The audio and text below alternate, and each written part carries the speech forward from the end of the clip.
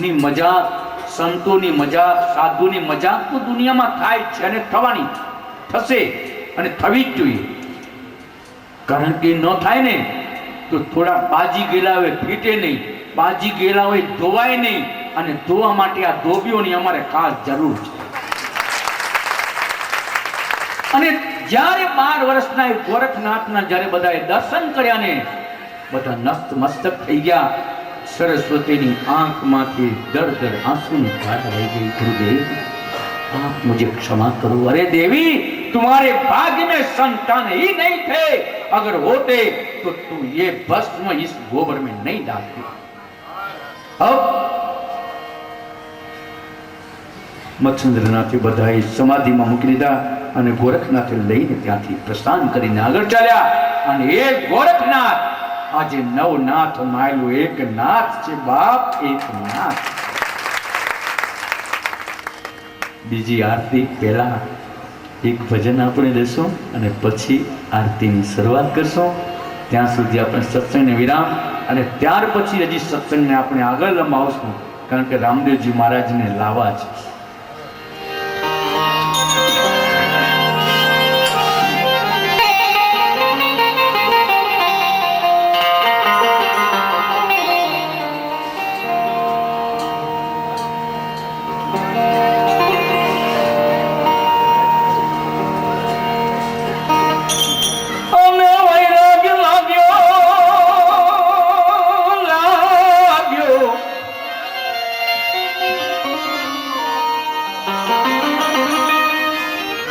वैराग्य लाग्यो रे गुरुजी नी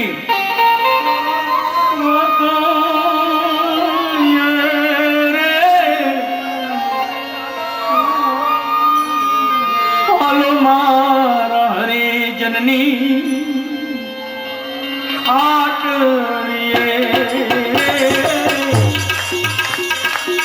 हालो मारा हरि जननी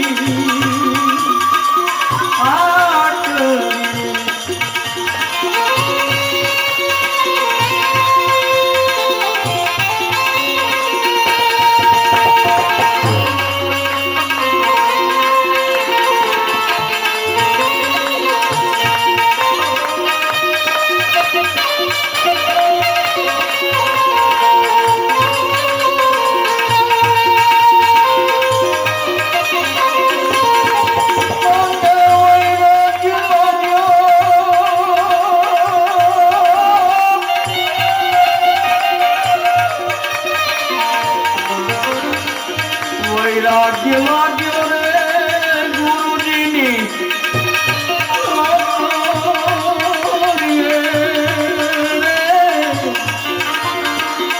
आलो मारा हरि जननी आट आलो मारा हरि जननी आट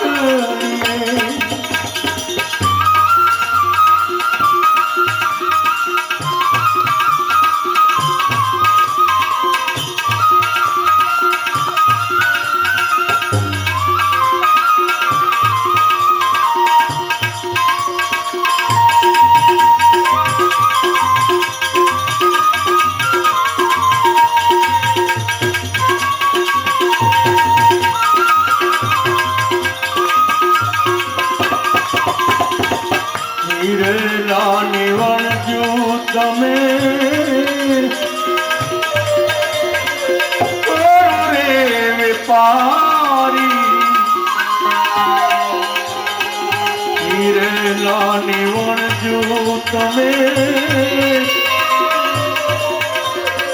કરો રે વેપાર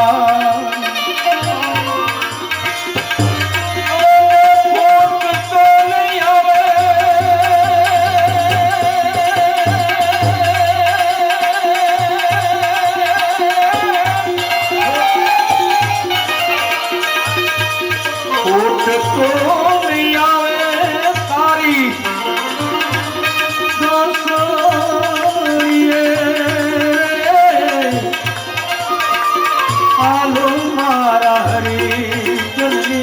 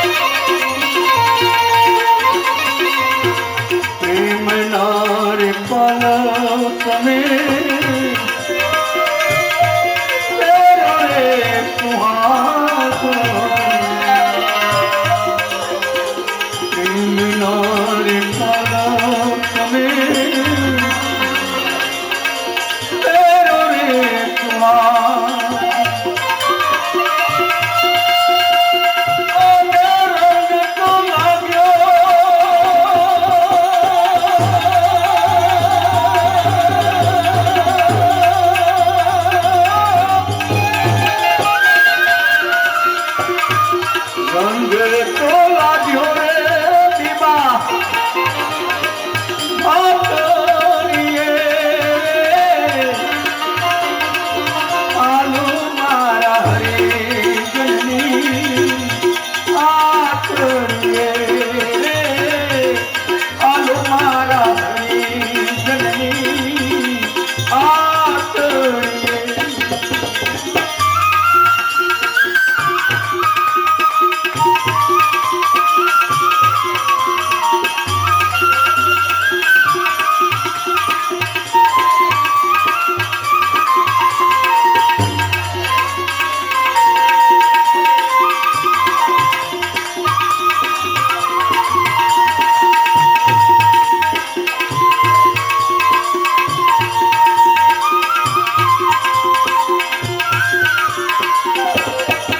નાથજી તમોને મેં તો નેણું ભરી નિર્ખ્યા નાથજી તમોને મેં તો નેણું ભરી નિર્ખ્યા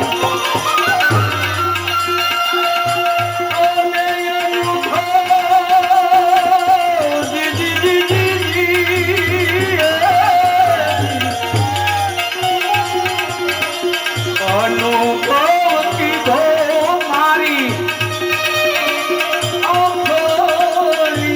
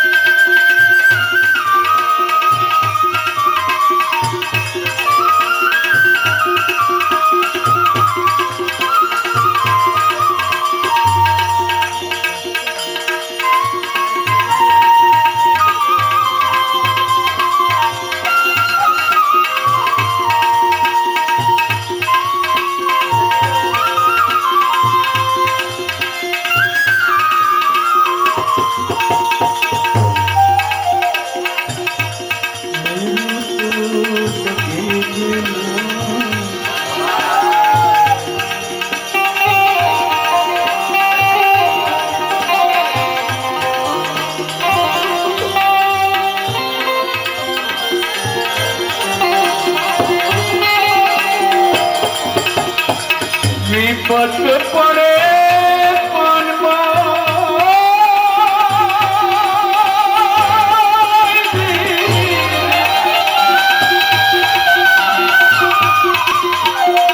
વિપત પડે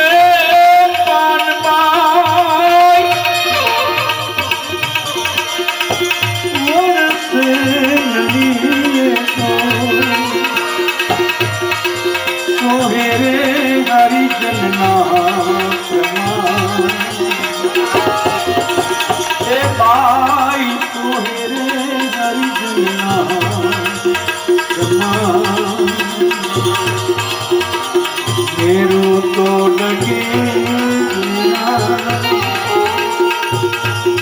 बलिदान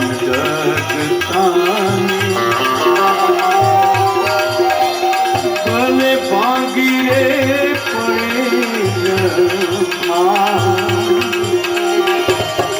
भले भागी रे पड़े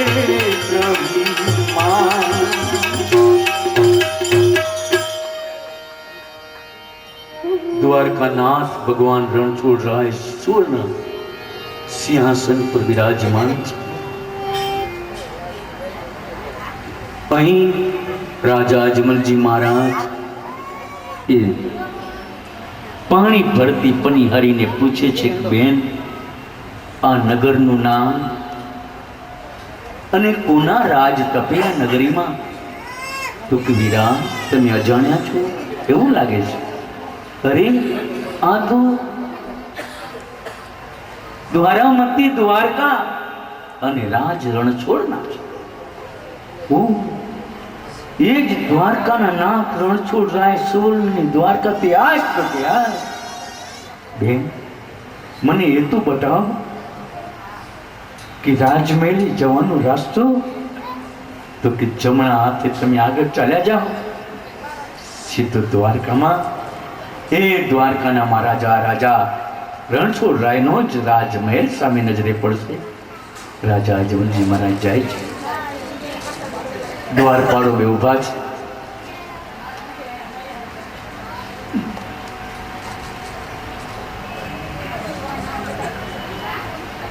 બંને દ્વારપાળોને કહે છે કે મારે મારા પ્રભુને મળવું છે. પ્રભુને મળવું છે? આ કોણ? હું અજમલ મારા પ્રભુને મળવા ખાતર અહીં સુધી આવ્યો છું. દ્વાર પર જય વિજય અંદર જઈને ખબર આપે છે કે પ્રભુ કોઈક વ્યક્તિ અજમલ નામે આપના દર્શન કરવા માટે દ્વારે ઊભો છે. આ તો અંતર્યામી પ્રભુ તો હર સ્થિતિ જાણે છે. એને કોંદર લાવો. પણ રાજા અજમલજી તો રાજમહેલમાં પધારે તે પહેલા જ પ્રભુ સામેથી આવતા. રાજા અજમલજી એ રણછોડ રાયના દર્શન કરતા ધન્યતાનો અનુભવ કરે છે, પણ એની સાથે મનમાં દુઃખ આવે છે.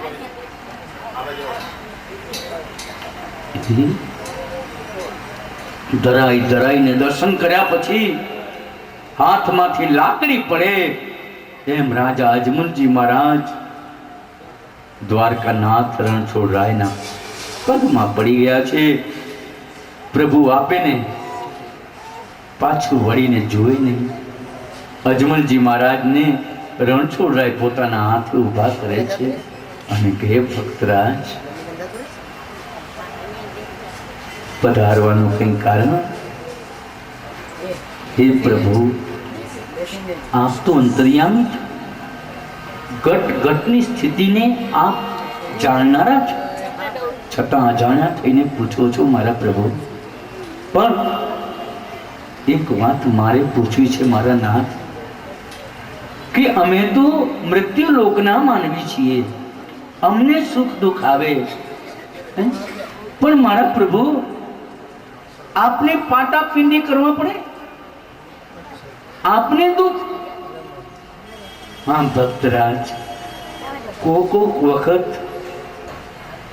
અમારે પ્રેમનો ભોગ બનવો પડે છે, પણ પ્રભુ